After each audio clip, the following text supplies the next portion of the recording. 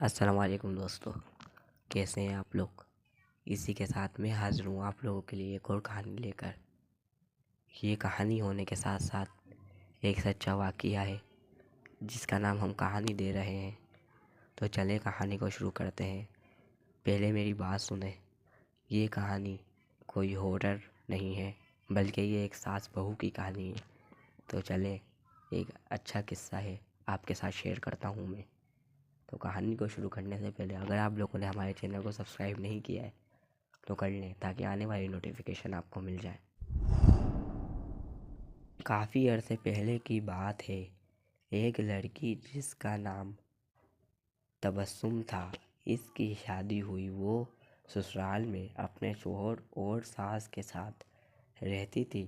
بہت کم وقت میں ہی تبسم کو یہ اندازہ ہو چکا تھا کہ وہ اپنی ساس کے ساتھ نہیں رہ سکتی۔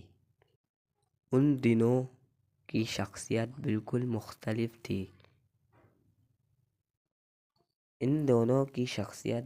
مختلف تھی اور تبسم اپنے ساس کی بہت ساری عادتوں سے پریشان تھی۔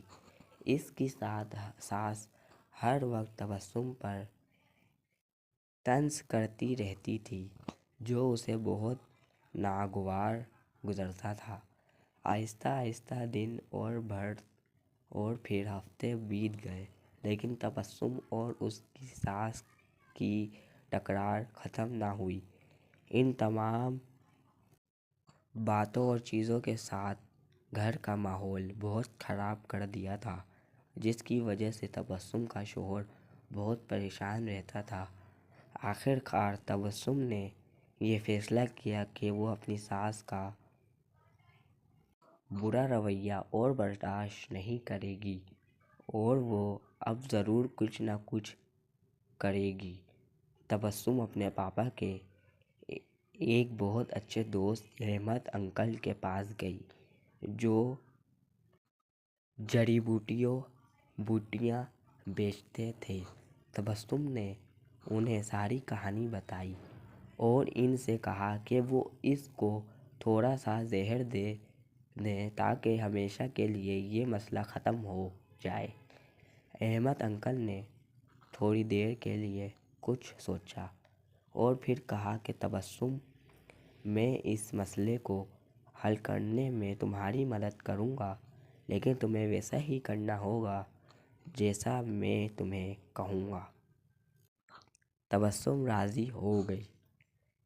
احمد انکل ایک کمرے میں گئے اور تھوڑی دیر بعد اپنے ہاتھ میں کچھ جڑی بوٹیاں لے کر لوٹے۔ انہوں نے تبسم کو کہا کہ تم اپنی ساس کو مارنے کے لیے فوری زہر استعمال نہیں کر سکتیں کیونکہ اس طرح سب تم پر شک کریں گے، اس لیے میں تمہیں یہ جڑی بوٹیاں دے رہا ہوں۔ یہ آہستہ آہستہ ان کے جسم میں زہر پھیلائے گی۔ ہر روز تم کچھ اچھا پکانا اور پھر انہیں کھانا دیتے وقت اس میں یہ جڑی بوٹیاں ڈال دینا۔ اور ہاں، اگر تم چاہتی ہو کہ کوئی تم پر شک نہ کرے، تم نے انہیں مارا ہے تو تمہیں یہ خیال رکھنا ہوگا کہ تمہارا رویہ ان کے ساتھ بہت دوستانہ ہو۔ ان سے لڑائی مت کرنا، ہر بات ماننا اور ان کے ساتھ ایک ملکہ کی طرح برتاؤ کرنا۔ تبسم یہ سب سن کر بہت خوش ہوئی۔ اس نے احمد انکل کا شکریہ ادا کیا اور جلدی سے گھر چلی گئی کیونکہ اب اسے اپنی ساس کو مارنے کا کام شروع کرنا تھا۔ ہفتے گزر گئے اور پھر مہینے۔ تبسم روز کچھ اچھا پکا کر اپنی ساس کو خاص طور پر پیش کرتی تھی۔ اسے یاد تھا کہ احمد انکل نے اس سے کیا کہا تھا کہ اسے اپنے غصے پر قابو رکھنا ہے، اپنی ساس کی خدمت کرنی ہے اور ان کے ساتھ اپنی ماں جیسا برتاؤ کرنا ہے۔ 6 مہینے گزر گئے۔ گھر کا نقشہ تقریباً بدل چکا تھا۔ تبسم نے کوشش کر کے اپنے غصے پر قابو پانا سیکھ لیا تھا۔ اب اکثر وہ اپنی ساس کی باتوں پر ناراض اور غصہ نہ ہوتی۔ 6 ماہ میں ایک بار بھی اس کا اپنی ساس سے جھگڑا نہیں ہوا، اور اب اسے وہ بہت اچھی لگنے لگی تھی اور ان کے ساتھ رہنا بھی آسان لگنے لگا تھا۔ اس کی ساس کا رویہ بھی اس کے ساتھ بہت بدل گیا تھا اور وہ بھی تبسم کو اپنی بیٹیوں کی طرح پیار کرنے لگی تھی۔ وہ اپنے